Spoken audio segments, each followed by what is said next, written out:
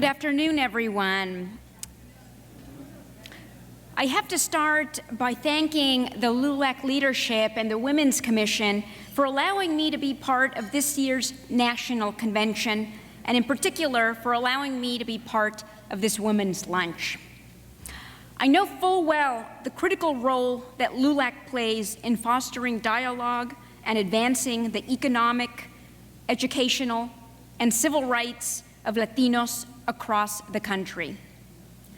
While the doors of opportunity have not always been fully open to everyone in our community, more and more Latinos and Latinas are excelling in their careers in the fields of law, science, engineering, and medicine, to name just a few.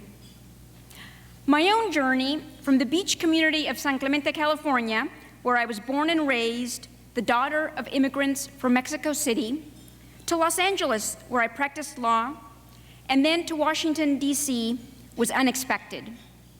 I never imagined I would one day be serving in government in our nation's capital, and that President Obama would nominate me to become the first Latina chairwoman of the Federal Trade Commission.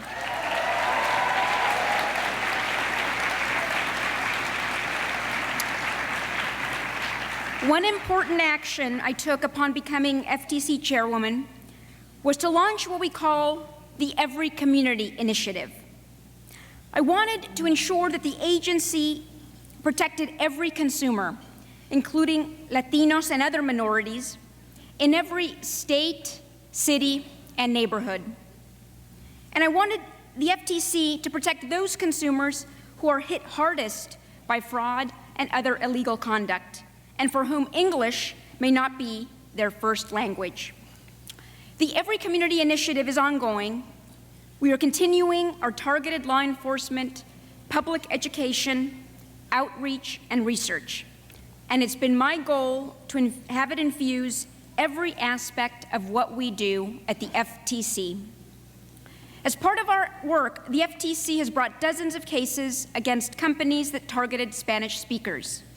Our law enforcement actions have stopped deceptive marketers from making false promises of mortgage assistance, immigration-related services, credit card debt relief, and income opportunities.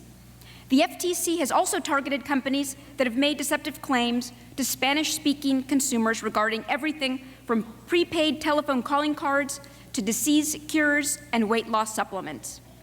When we see fraud like this occurring in the marketplace, we act aggressively to stop the unlawful conduct and obtain monetary judgments, often requesting temporary restraining orders, asset freezes, and other powerful forms of relief for consumers. I want to take this opportunity to update you on something that I know has impacted many in the Latino community. I'm pleased to be able to share with you today that this morning the FTC has announced a significant law enforcement action against the Los Angeles-based multi-level marketing company Herbalife.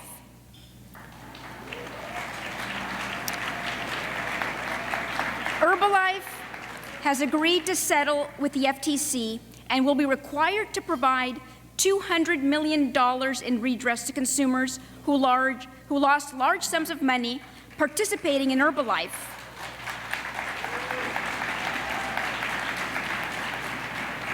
This is one of the largest redress judgments ever obtained by the FTC. Equally important, Herbalife, which actively targeted and sought to recruit Latinos into its business, will be forced to significantly restructure its whole operation. We are ensuring that Herbalife runs a legitimate business opportunity which places emphasis on helping its members make real retail sales of its products to real users. If it turns out that there is no retail opportunity, then the company must curtail its payments to distributors for recruiting others into the program. The federal court order will prohibit Herbalife from using deceptive marketing tactics such as promises of a lavish lifestyle and untold riches, or falsely implying that typical participants are likely to earn career-level incomes. In our federal court complaint, the FTC charged Herbalife with deceiving hundreds of thousands of hopeful people who signed promotional materials in Spanish and in English and signed in for what they thought was a legitimate and lucrative business opportunity selling Herbalife branded nutritional and personal care products. The company's promotions promised a dream, a chance to change their lives, quit their jobs, and find financial freedom. Testimonials assured consumers that they could achieve this dream. Some Herbalife distributors reported earning $16,000 per month. Others said they had become multimillionaires. But the FTC has charged that these promises were not true. The vast majority of Herbalife distributors found they could make little or no money selling its products. For example, for the year 2014, the average amount that more than half of the elite distributors known as sales leaders received as reward payments for recruiting others into the Herbalife program was less than $300. And according to a survey Herbalife itself conducted, Nutrition Club owners spent an average of about $8,500 to open a club, and 50% of club owners reported making no money or losing money. In fact, 50% of current participants drop out of the program every year. The takeaway from this action is clear. Companies or businesses that target Latinos and other consumers with deceptive and unfair practices will not be tolerated.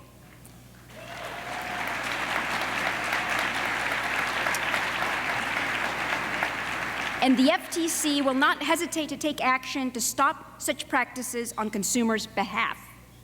With that, I thank you again and urge you all to stay engaged as educated consumers who will also work to advance LULAC's important mission.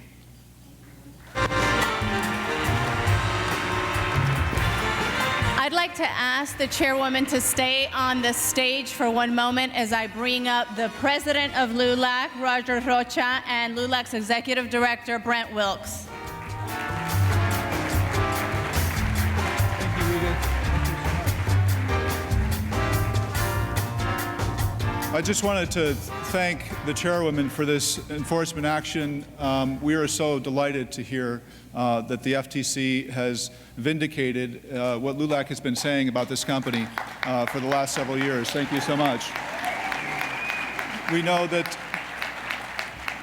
we'll be able to bring justice to so many community members, family members across the country through this settlement, and we're so delighted to hear that. And I also want to thank, of course, our National President, Roger Rocha, and the National Board of LULAC for standing so strong on this issue, even though it was a very challenging and difficult one for us. But at the end of the day, we have justice, and we are really looking forward to working very closely with the Chairwoman and the Federal Trade Commission as we look out for other areas where the community is being taken advantage of, especially, of course, in Spanish. We want to be there to defend our community against all types of fraud throughout the country and to make sure that Latinos have that fair chance at a real opportunity and can live the American dream. Thank you so much, Edith Ramirez. We really appreciate it. All right. Thank you, Brent. As we know, LULAC was formed to fight discrimination. LULAC was formed to stick up for the little guy. And when we talk about this issue right now with Herbalife, that's what LULAC was doing, looking out for the little guy. So we're elated about the news that we have just received, but we would be remiss, I would be remiss, if I didn't congratulate two individuals. One is immediate past National President Margaret Moran, because this started under her tenure, Madam President.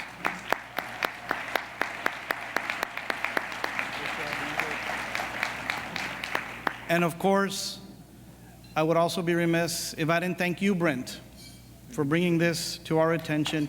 You were indeed the main champion in on this. So thank you so very much. Thank you, sir. Appreciate it. All right. Thank you.